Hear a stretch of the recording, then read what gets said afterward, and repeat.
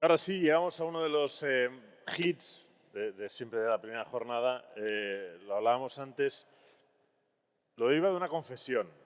Y quien nos la trae es Aleix Valls. No sé si lo conocéis, hace un par de años nos hablaba, antes repasaba, del el corte de pelo de Zuckerberg y lo comparaba con el de Marco Aurelio. El año pasado nos estableció una especie de sistema operativo nuevo que era el de la inteligencia artificial y hoy nos trae una confesión. Decía porque tiene mucho que ver con su última cena, me confiesa que es real, en Silicon Valley, una cena con amigos, con colaboradores y con gente que trabaja en los laboratorios más avanzados de inteligencia artificial, donde hubo muchas confesiones, donde se explicó mucho, pero también se cayó mucho. Y de eso va lo de hoy. Así que, Alex Valls, todo tuyo. Adelante. Pues buenas tardes y un placer estar esta sexta edición con vosotros. Tengo media hora para compartir con vosotros el placer de tener una cena. Yo hace mucho tiempo organicé eventos de emprendimiento y cuando montas eventos de emprendimiento acabas haciendo amigos por el mundo y tengo el placer de tener algunos amigos. Entonces, he estructurado esto, es una mezcla de lo que se habló, más reflexiones que me vienen a mí a la cabeza y vaya por delante que no os quiero amargar la Navidad, ¿vale? Muy bien, pues empecemos. La última cena en Silicon Valley, o mi última cena. Empecemos por el aperitivo, parte 1. Muy bien, la verdad es que la cena empezó fuerte. Empezó fuerte porque el primer concepto que salió fue si estamos delante de la última invención. Es decir, si la inteligencia artificial, como la estamos entendiendo, va a ser la última invención que va a hacer la humanidad. Y básicamente, ¿por qué? ¿Por qué pensamos o había ese corriente filosófico? Todos sabréis y conoceréis que hoy, si hay un lugar del mundo que está trayendo más talento, más inversión, es la construcción de lo que se conoce como la superinteligencia. ¿Qué es la superinteligencia? Todos conocéis la inteligencia artificial generativa. Todos seguramente habéis escuchado que la evolución natural de la inteligencia artificial generativa sería llegar a la inteligencia artificial general y si llegamos a la inteligencia artificial general llegaremos a la superinteligencia. Quedémonos en qué es la inteligencia artificial general. La inteligencia artificial general querría decir una inteligencia que es capaz de ser igual de inteligente que cualquier humano en cualquier campo de conocimiento. Si llegamos a esa inteligencia artificial llegaremos naturalmente a la superinteligencia. ¿Esto es positivo o negativo? Y aquí viene un poco donde la cena se puso más interesante. Hoy sabemos cómo construir inteligencia artificial cada vez más capaz. Lo estáis viendo cada vez que salen nuevos modelos. Lo que no sabemos es cómo construir una inteligencia artificial cada vez no solo más capaz, sino cada vez más segura. Y por segura no me refiero a Terminator matando gente, sino dejarme desarrollar qué significa una inteligencia artificial segura. ¿Por qué? Porque la capacidad de mejorar la capacidad de la inteligencia artificial es exponencial por la ley de la escalabilidad que presenté el año pasado, mientras la capacidad de hacer la inteligencia artificial segura es lineal. Por tanto, el gap entre capacidad y seguridad es cada vez más grande, más relevante. ¿Qué es una Safety AI? Esto es un concepto que aparece hace aproximadamente, o es nombrado, hace 15 años cuando los bots que jugaban a póker cada vez se estaban transformando en más inteligentes, pensando que llegaran a un momento en que fueran tan inteligentes que ningún humano podría derrotarlos en un casino virtual y empezaron a estudiar si podían hacer un control sobre la capacidad de aprendizaje de los bots de póker. La respuesta es no. No tenemos hoy una base científica que nos permita poder controlar la capacidad de conocimiento de esta tecnología de forma segura. ¿De acuerdo? Muchos dirán, es que esto de la inteligencia artificial, decían, es solo una herramienta. No es solo una herramienta. Estamos delante de una tecnología que va a superar el concepto instrumental de todas las tecnologías que hemos visto con anterioridad. De hecho, una tecnología no inventa. Una tecnología no tiene sus propios objetivos. Que estaba leyendo. Estamos inventando el inventor, el agente. Y esto es lo que lo cambia todo. Una tecnología que va ganando cada vez más capacidad y que está fuera de la capacidad de control. Hasta aquí más o menos la cena era interesante, todo fluía, nada nuevo, muy interesante, mucho hype, pero empezamos a pensar, ¿y si esto es cada vez más listo? Muy bien, ¿cómo de listo? ¿Qué es la superinteligencia? ¿Qué es ese universo? ¿Vale? Imaginaros que construimos y vamos desarrollando esta tecnología. Existen en Silicon Valley dos corrientes que tenéis que tener presentes y que están justificando todo lo que estáis viendo últimamente. Todo gira alrededor de una ley, la ley de la escalabilidad, que es hacer las cosas más grandes las hace más listas. Y esto está justificando toda la inversión que estáis viendo. El modelo principalmente americano, los chinos están trabajando bajo otro concepto, lo que está diciendo es que simplemente escalando, por eso la ley de la escalabilidad, lo que estamos haciendo va a ganar más capacidad intelectual. Y vamos a pasar de lo que hoy es la inteligencia artificial generativa, que no deja de ser una inteligencia artificial estrecha, que por contraposición definimos la inteligencia artificial general, que es capaz de hacer lo que sea, infinitamente lista. Muy bien, y cuando sea muy, muy lista, ¿qué pasa? ¿Y cuándo va a pasar? Si se hace infinitamente lista y se llega a la superinteligencia, llegamos a la singularidad, al horizonte de eventos, donde no podemos entender nada. ¿Cómo de lejos estamos y qué piensan los ingenieros que trabajan en estos laboratorios? ¿Cuál es su forecast?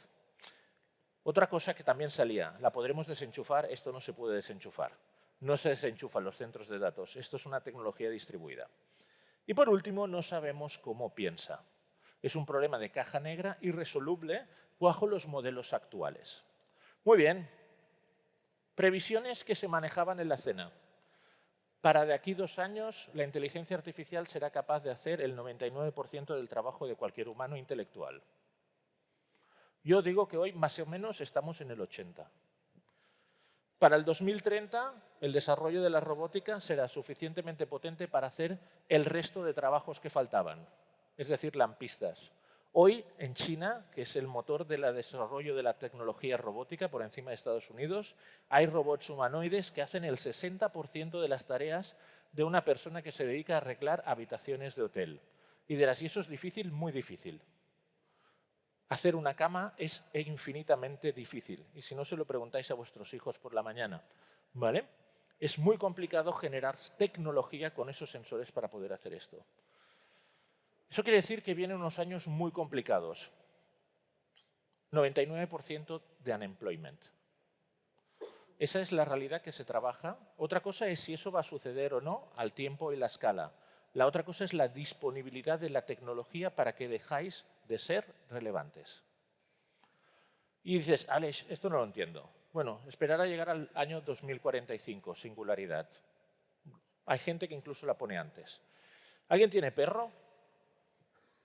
Muy bien. ¿Qué piensa vuestro perro cuando os vais a trabajar?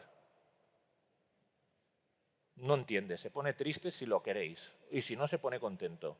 Y cuando volvéis, se pone contento o triste porque os odia. Pero no ha tenido ni puta idea de qué hacéis cuando os vais. No entiende el mundo, ¿vale? La singularidad es eso, que todos vamos a ser perros, porque no vamos a entender cómo es el mundo. Es un mundo que no podemos ni conceptualizar porque no llegamos ni a entenderlo, ¿vale? Esto es la escalabilidad. Esto es centros de datos del tamaño de Manhattan. De hecho, la previsión es que la construcción de centros de datos para poder entregar esta tecnología a escala no solo tengan el tamaño de Manhattan y ciudades, tengan el tamaño de países. Muy bien. Todo esto yo pensaba, esto es mentira. Esto no es cierto, ¿vale? Esto tenéis que pensar que normalmente la gente pensáis que detrás de estas empresas tecnológicas hay tíos listos, y es verdad, muy listos. Pero también os tengo que decir que muy analfabetos. Pues son tíos muy listos, pero que han leído muy poco, que han viajado muy poco. Y la cantidad de testosterona, heteropatriarcado, y esto yo lo hago porque yo tengo la pasta y yo voy a ser el primero, es básicamente el leitmotiv más importante. No sé si os suena un concepto que se llama YOLO Run, que está muy de moda en Silicon Valley y todos lo llevan en el móvil. YOLO Run es You Only Live Once. Run. Que es apretar el botón para entrenar y gastarte 150 millones de dólares para entrenar la próxima versión del modelo de IA que vas a lanzar.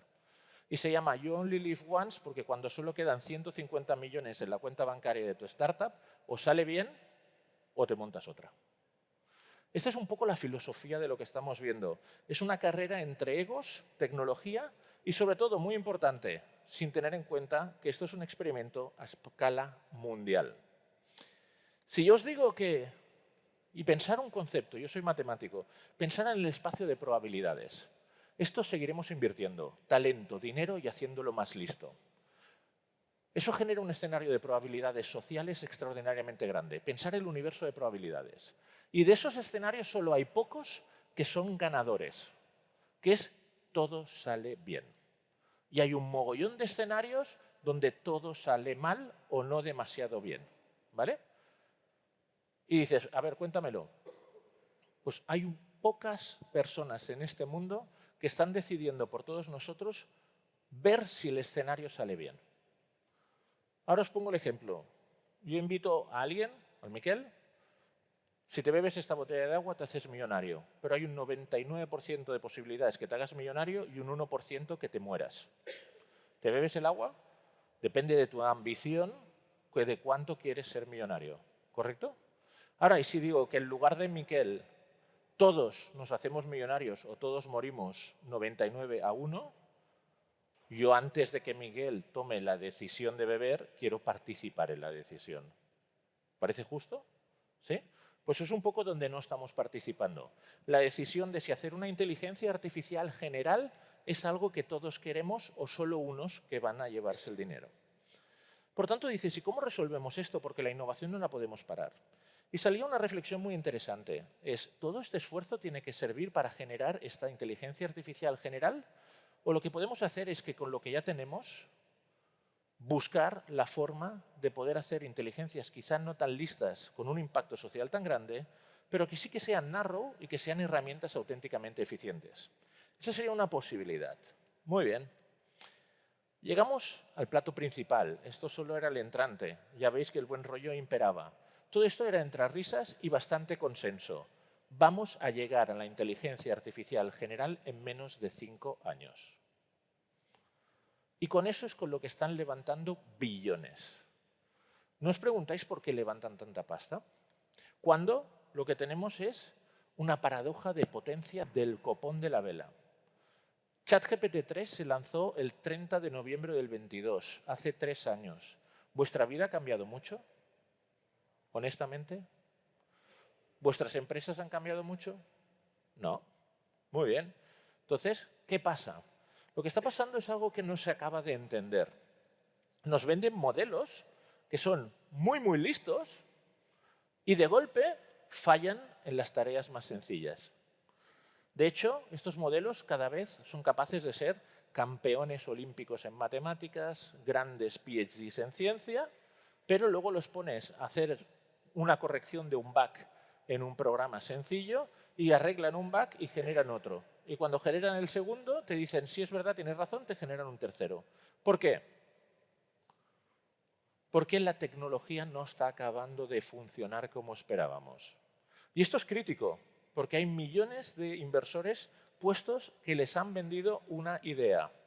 Haciéndolo más grande, esto va a llegar a ser auténticamente brutal. ¿Y por qué esto atrae dinero? Porque los inversores no son grandes científicos. ¿Y qué les pasa? Que entienden muy bien lo siguiente. Más dinero, más computación, una inteligencia más potente. Una inteligencia más potente, un business case más ganador. Y esto funciona. Y ves un corriente en Silicon Valley que está absolutamente defendiendo en público que solo con la escalabilidad llegamos al AGI. En privado no se lo creen. Pero eso generaría una situación complicada. ¿Cuál es la otra corriente?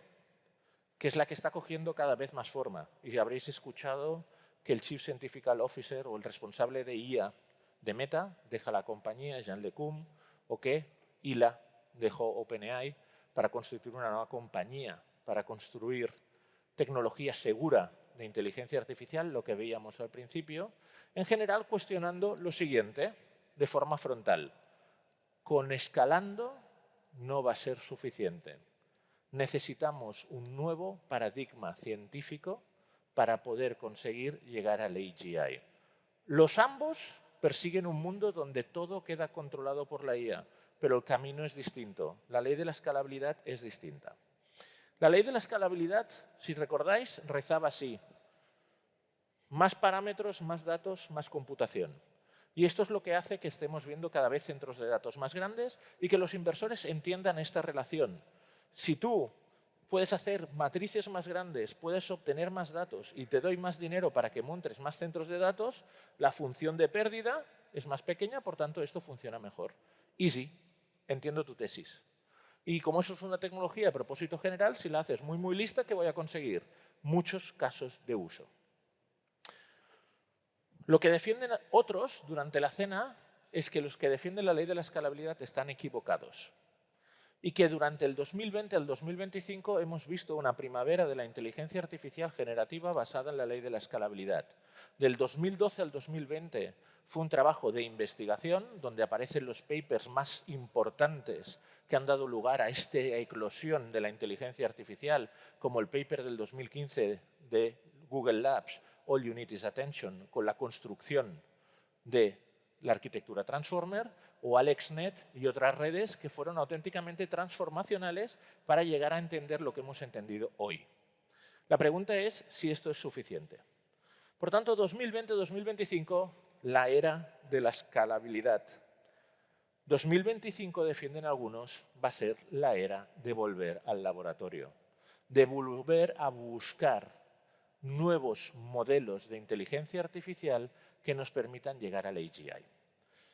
Y esto es básicamente lo que está pasando. Nueva investigación, pero con un elemento absolutamente diferencial que no teníamos antes, con computadoras infinitamente grandes. ¿Cuál es el problema fundamental que hay detrás de los modelos actuales? Que no saben generalizar. Generalizan mal. Y eso es básicamente debido a cómo se están fabricando estos modelos, ¿vale? Os pongo un ejemplo. ¿Cómo estamos construyendo estos modelos hoy bajo el paradigma de la escalabilidad? Es como si vosotros cogierais un estudiante no muy talentoso y le obligarais durante 10.000 horas a estudiar problemas de física. Y durante esas 10.000 horas él fuera capaz de memorizar y recordar un gran volumen de problemas de física. Y luego cogierais a un estudiante que tiene esa capacidad, que se le da bien la física, que tiene ese factor X, ¿sí? Y le dierais 100 horas de estudio. Y luego a ambos estudiantes le dierais un examen de física. Si el examen de física que le dais tiene suerte el de 10.000 y incluye parte del muestrario de problemas de física que le habéis dado, ¿cuánto saca? Matrícula. El otro, que es listo, tiene esa intuición, ese factor, saca también matrícula. Pues eso es como estamos haciendo hoy los modelos de lenguaje grande, como el estudiante de 10.000, por fuerza bruta. ¿Qué cogen en preentreno? Toda la información. Y esto está muy bien, porque encaja con la ley de la escalabilidad. ¿Tenemos que hacer algo en la fase de preentreno? No. Más información. No hace falta tener ningún criterio. ¿De acuerdo? ¿Dónde está la debilidad y dónde entra la receta de cada compañía y por eso hay modelos que son más buenos que otros? En la parte del aprendizaje reforzado. De hecho, hoy las compañías ya están gastando más dinero en computación en el Reinforced Learning, que es el proceso de, si queréis, afinado y calibrado del modelo, que en la parte de preentrenamiento. Entonces, el dilema existencial que hay detrás de estos modelos es: ¿el pre-training es un océano infinito de conocimiento con profundidad infinita, donde lo que yo tengo que hacer es afinar ese modelo de conocimiento para que llegue al AGI? ¿O realmente lo que tengo es un océano infinito de conocimiento, pero de profundidad un palmo?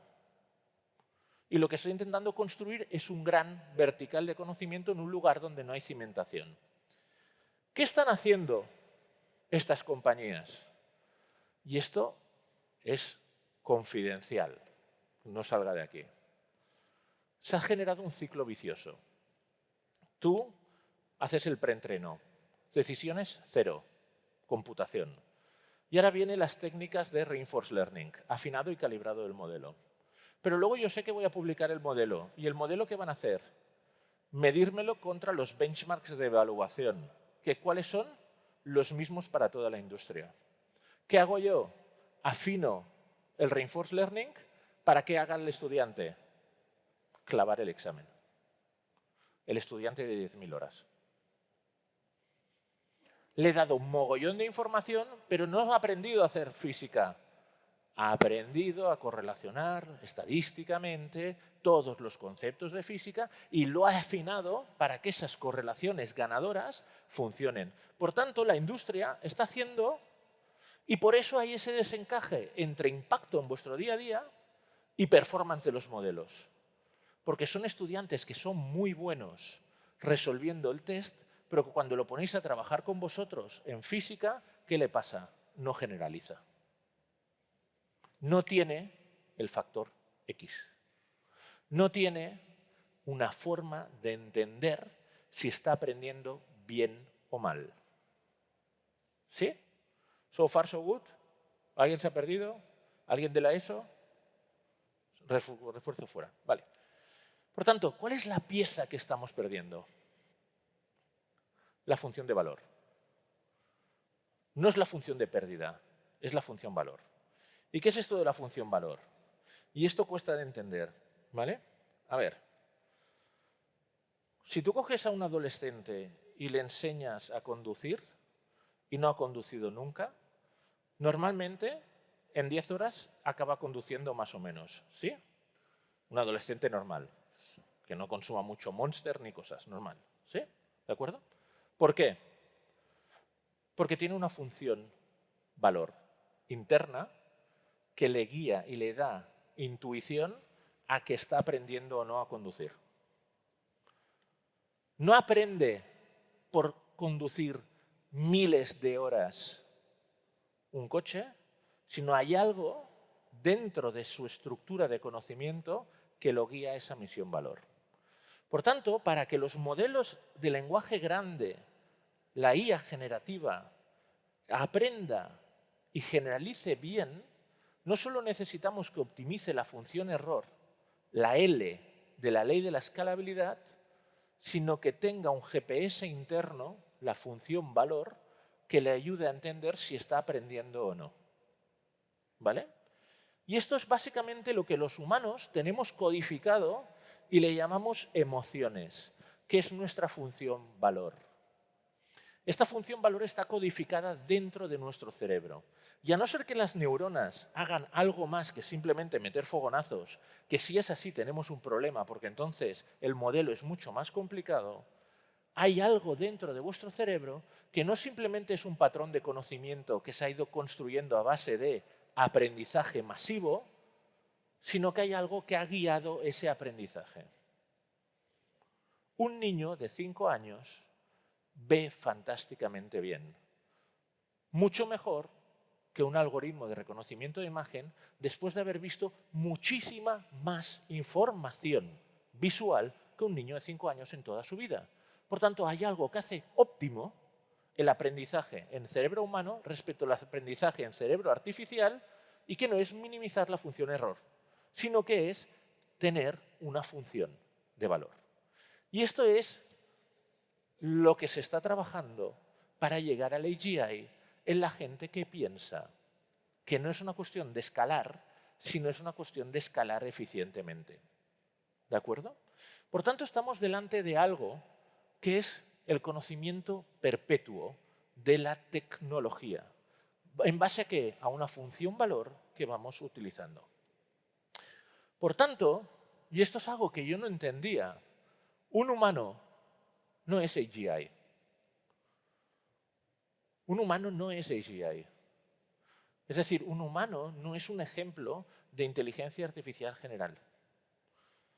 Un humano es básicamente, y eso es lo que de alguna forma plantean, es el resultado de un preentreno de agua profunda más un reinforcement learning bien optimizado en verticales de conocimiento.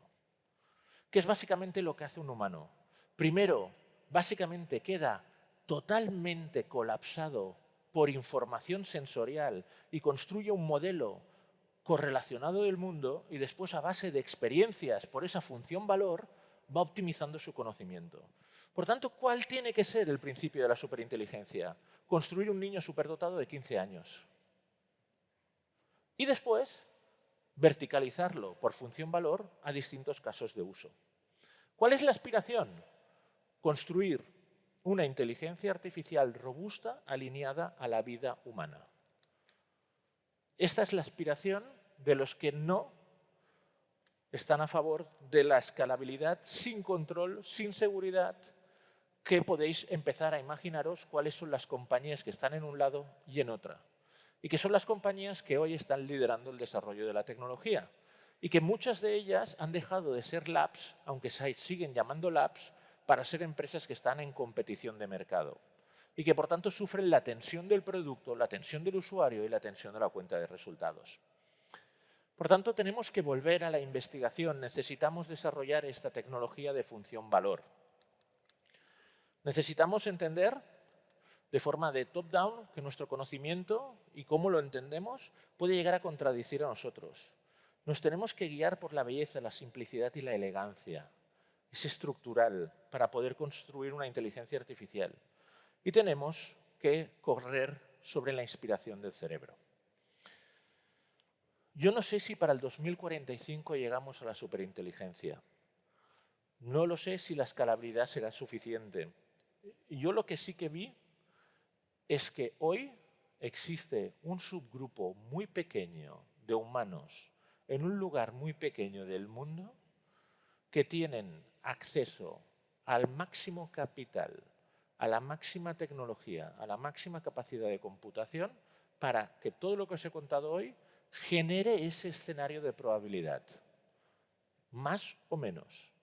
Está un poco en nuestras manos decidir si ese escenario de probabilidad queremos dejarlo a ellos, lo que os decía de la botella, que sean ellos que decidan si se beben el agua y se hacen billonarios o si queremos que no se hagan billonarios y simplemente con millonarios será suficiente y no lleguemos a la superinteligencia. Cuando doy esta charla sale mucho hate. Mucha gente defiende que esto no es verdad. Estoy de acuerdo. Mucha gente defiende su lugar de trabajo. Estoy de acuerdo. Pero no es verdad. Quedan 5 años para que vuestro trabajo no exista. Otra cosa es si el regulador os protege. Mira, os voy a poner una cifra. En el top 10 de ocupaciones en el mundo, ¿sabéis cuál hay?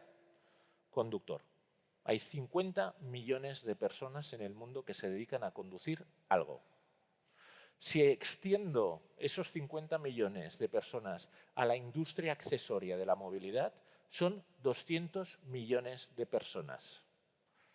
Si alguien ha estado en San Francisco recientemente, o ya hace tiempo, o en Los Ángeles, sabéis que el vehículo autónomo es una atracción turística obligada, ¿vale?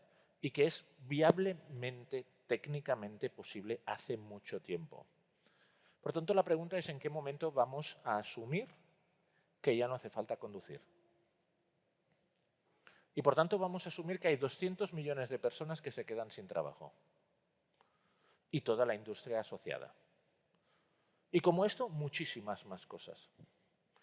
Esta presentación, toda íntegra, no el contenido, su diseño, está hecha con Notebook LM. Toda. En 10 minutos. Lo digo porque hace 2 horas han presentado un proyecto de diseño gráfico. ¿Sí? Entonces, ¿a qué nos vamos a dedicar? ¿Qué vamos a hacer? Yo mi recomendación es intentaros hacer millonarios en los próximos 5 años para no depender de una renta básica universal que no sabéis quién os va a pagar y por qué. Y la otra es durante estos 5 años intentarle darle sentido a vuestra vida. Muchos de los que estáis aquí, el sentido de vuestra vida os la da vuestro trabajo. Solo pensar que mañana no os toca trabajar. Y hay que intentar darle sentido a la vida y contribuir a la sociedad. ¿Es posible? Sí. Hay jubilados que lo hacen. Esa es un poco la visión. La inteligencia artificial nos avisa, pero es que no hay ninguna intención de poneros un copiloto. No hay ninguna intención de poneros un compañero. Hay una intención radical de mandaros para casa. ¿Y cuándo lo vais a notar? Lo vais a notar relativamente rápido.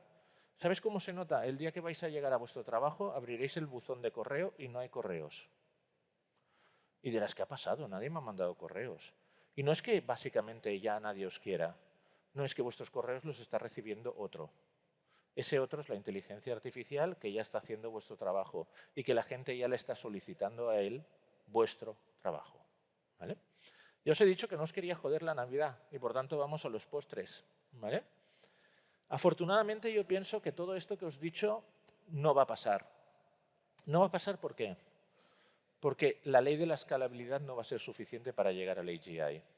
Y lo que nos queda, afortunadamente otra vez, es volver a la investigación.